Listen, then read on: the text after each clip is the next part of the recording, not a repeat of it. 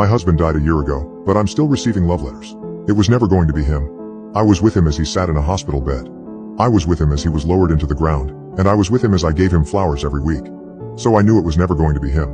But love makes us do illogical things. Grief of love especially so. We fell in love with each other fast. It was in the second year of college. Dylan was the charming bartender who could get any number, and I was the waitress who flirted with anyone to get large tips.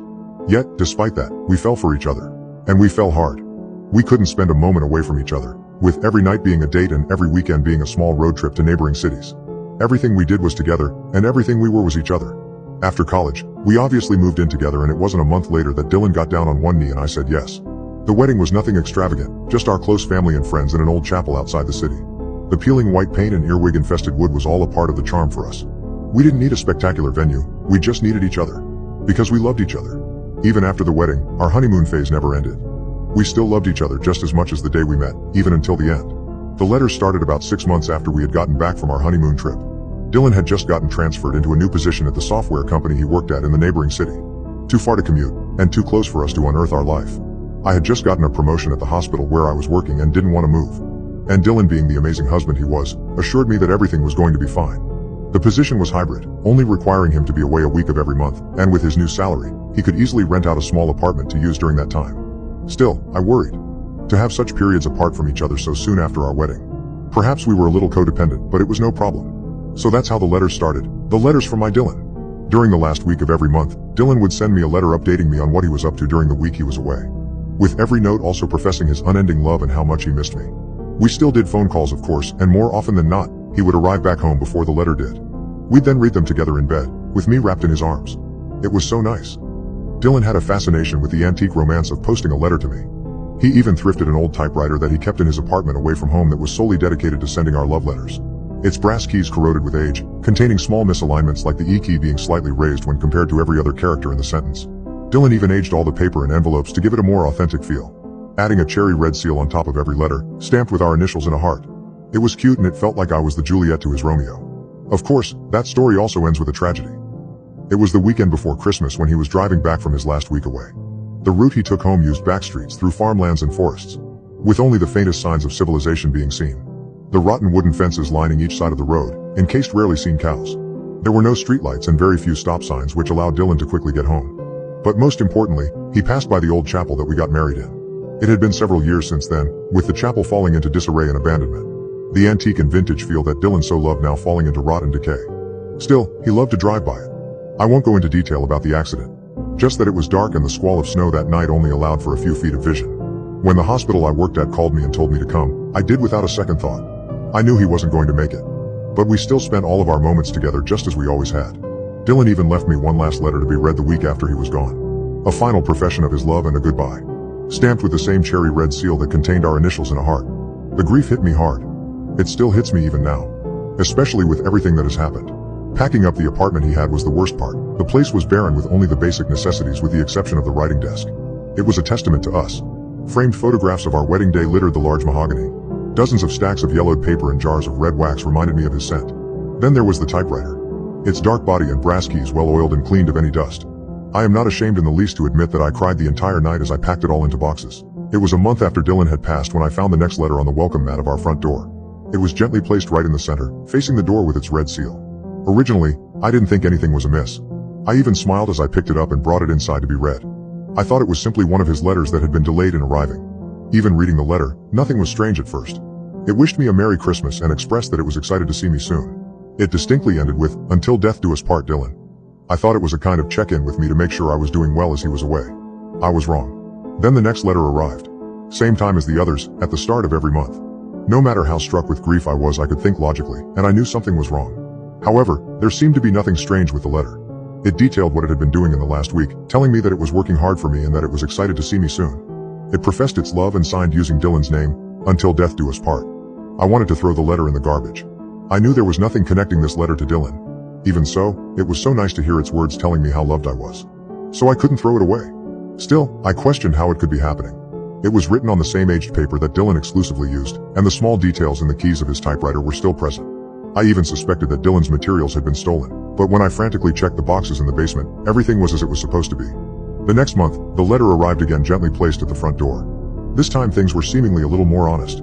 It actually assured me slightly. It addressed my worries. That I was probably confused.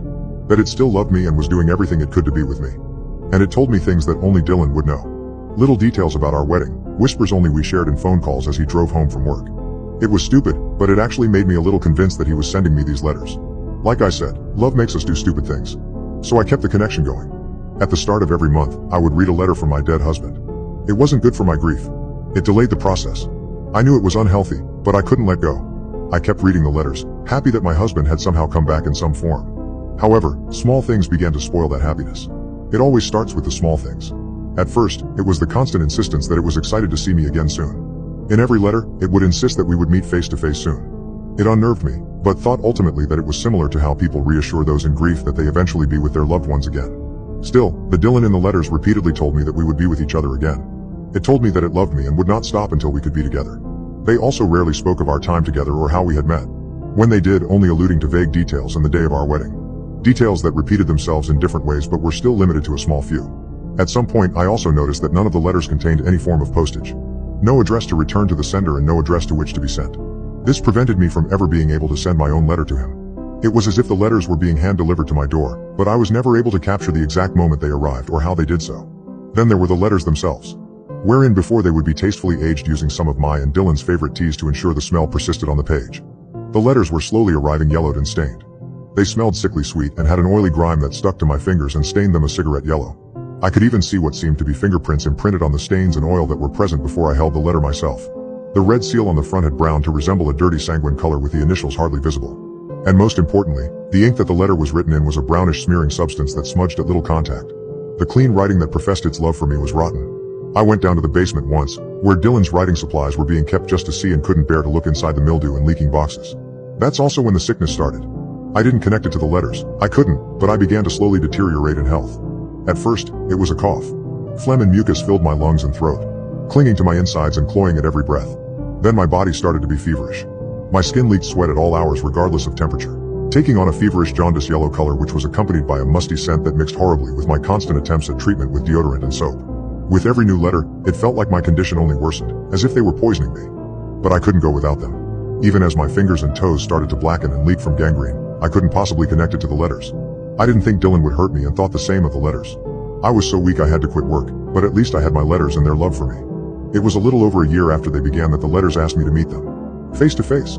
At first, I believed they meant the graveyard where Dylan was buried, which I visited on multiple occasions, but that wasn't it.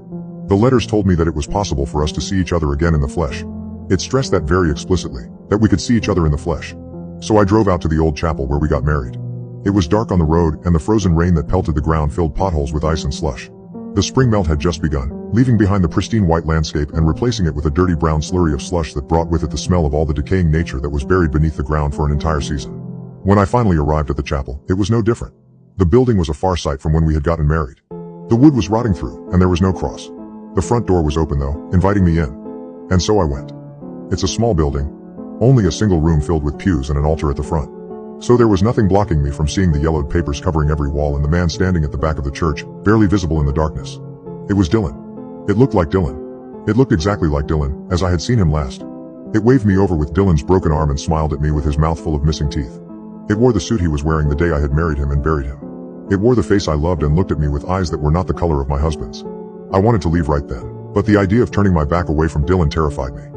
I don't know if it was the fear of never seeing Dylan again or the fear of what the thing wearing Dylan would do to me that terrified me.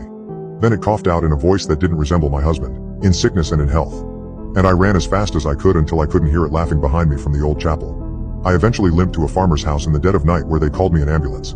I was admitted to a hospital, where my colleagues looked at me with such concern and pity. I was so sick, so many different viruses and toxins in my system. I don't even know how I'm alive. I left my car at the chapel, but I'm too terrified to go back for it. To confirm what I saw, to see Dylan again. I've been released from the hospital, but the letters won't stop coming. It's every day now.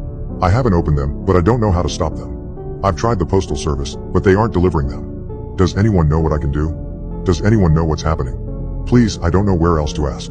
The letter said until death do us part, and I'm scared it might be for both sides.